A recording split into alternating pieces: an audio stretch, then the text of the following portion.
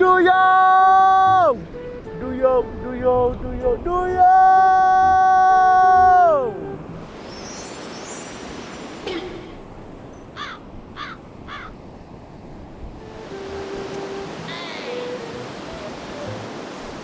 Aspal lela, lela, lela, lela, lela, lela. Ni lah duyung hak aku cari.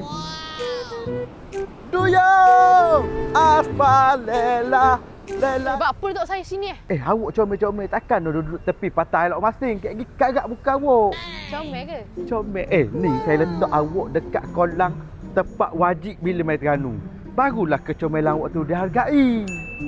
Apalah awak ni? Pak Jak. Awak jumpa tak duyung hak saya nak? Abah, ni duyung bah. Duyung ni saya jumpa kat Patah Pandok tadi bah. Tapi bos saya rasa duyung ni daripada luar negara. Ni bukan duyung, ni anak congek.